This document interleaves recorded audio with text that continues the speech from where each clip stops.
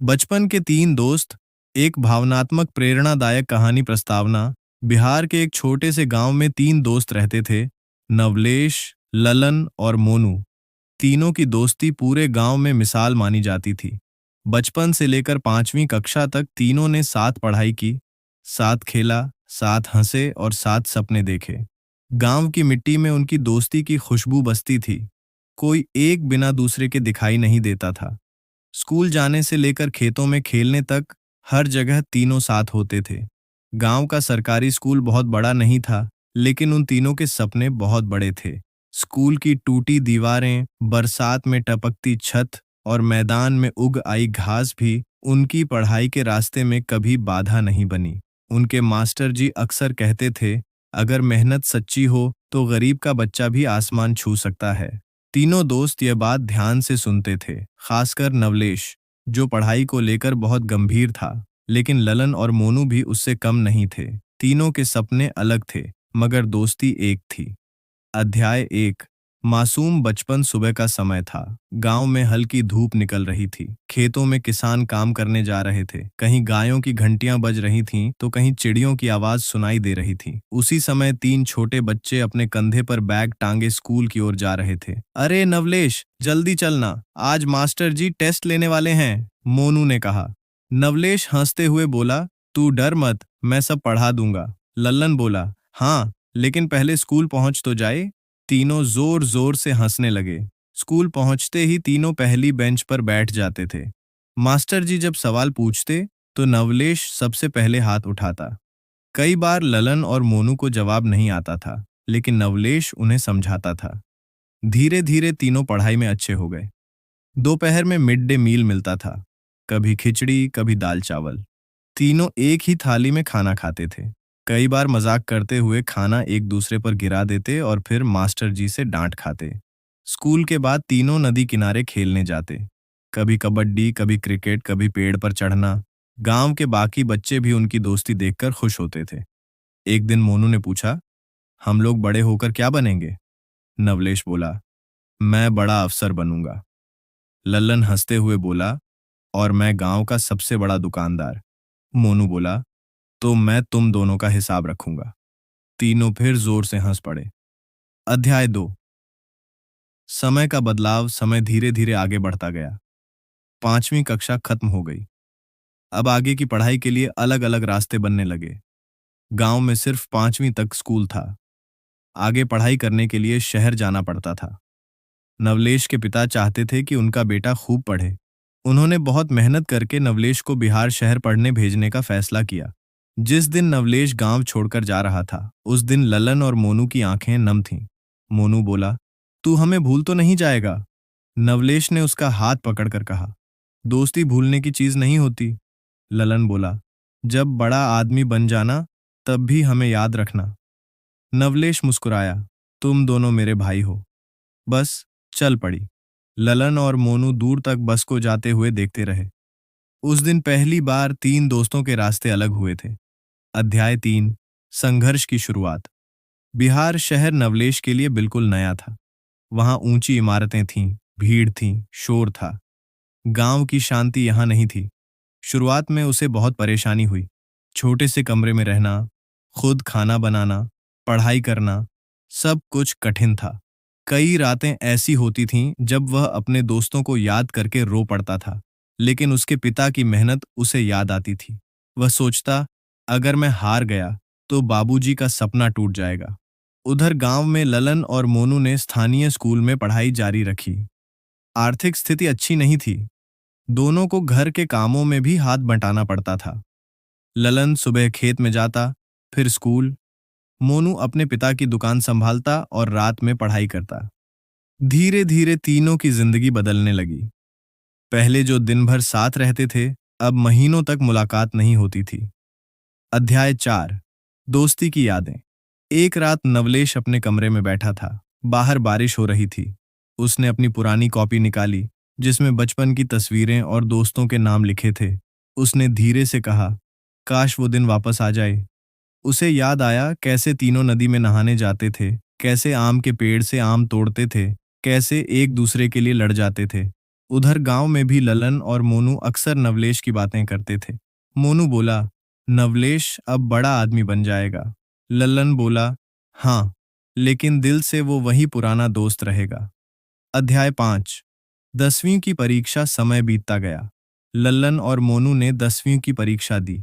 दोनों ने मेहनत की थी। गांव के लोग भी उनसे उम्मीद लगाए बैठे थे। रिजल्ट आया, दोनों पास हो गए।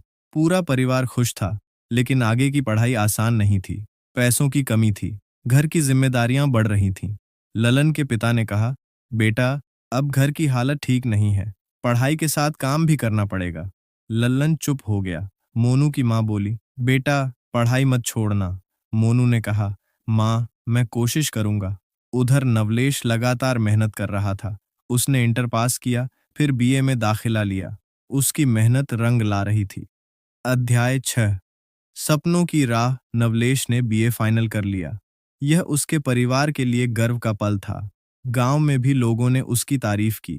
ललन और मोनू को भी अपने दोस्त पर गर्व था। एक दिन तीनों की मुलाकात हुई। कई साल बाद तीनों एक साथ बैठे थे। मोनू बोला, अब तो तू अफसर बन जाएगा। नवलेश मुस्कुराया, अभी बहुत मेहनत बाकी है। ललन बोला, हम लोग तो यहीं रह गए। नवलेश ने तुरंत कहा, ऐसा मत बोलो, मेहनत करने वाला कभी पीछे नहीं रहता। उस दिन देर रात तक तीनों बातें करते रहे।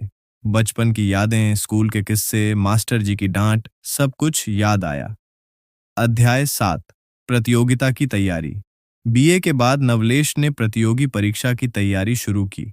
अब उसकी जिंदगी और कठिन हो गई थी। सुबह से रात तक पढ़ाई, नोट्स बनाना, टेस्ट देना, यही उसकी दिनचर्या थी। कई बार वह थक जाता था, लेकिन उसे अपने दोस्तों की बातें याद आती थीं।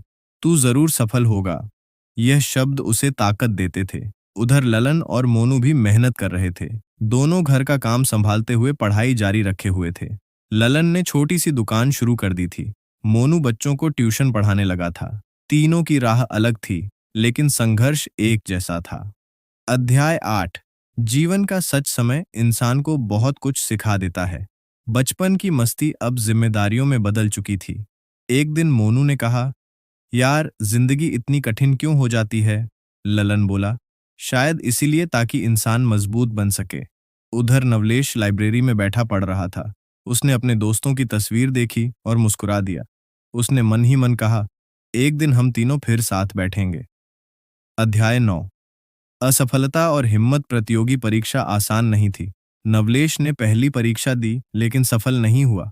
वह बहुत निराश हो गया। उसे लगा कि उसकी सारी मेहनत बेकार चली गई। उसने गांव फोन किया। मोनू बोला, हार मत मान। ललन बोला, हमारा दोस्त इतना कमजोर नहीं है। उनकी बातें सुनकर नवलेश की आंखें भर आईं। उसने फिर से तैयारी शुरू की। इस बार पहले से ज्यादा मेहनत की। अध्याय 10। दोस्ती की ताकत। गांव में जब भी कोई समस्या आती, ललन और मोनू एक दूसरे का साथ देते। किसी के घर शादी हो, बीमारी हो या कोई परेशानी, दोनों हमेशा मदद करते। लोग कहते, इनकी दोस्ती आज भी वैसी ही है। उधर शहर में नवलेश अकेला था, लेकिन दोस्तों की याद उसे मजबूत बनाए रखती थी। एक दिन उसने डायरी में लिखा, दोस्ती सिर्फ साथ रहने का नाम नहीं, बल्कि दूर रहकर भी दिल से जुड़े रहने का नाम है। अध्याय 11। गांव की मिट्टी। छुट्टियों में नवलेश गांव आया। कई साल बाद उसने गांव को ध्यान से देखा।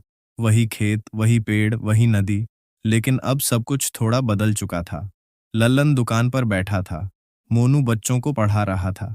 नवलेश दोनों को देखकर भावुक हो गया। तीनों शाम को नदी किनारे गए, वही जगह जहां बचपन में खेलते थे। मोनू बोला, याद है, यहीं से तू पानी में गिर गया था। तीनों हंस पड़े। उस शाम उन्होंने महसूस किया कि समय बदल सकता है, लेकिन सच्ची दोस्ती नहीं। अध्याय 12। संघर्ष का सम्मान।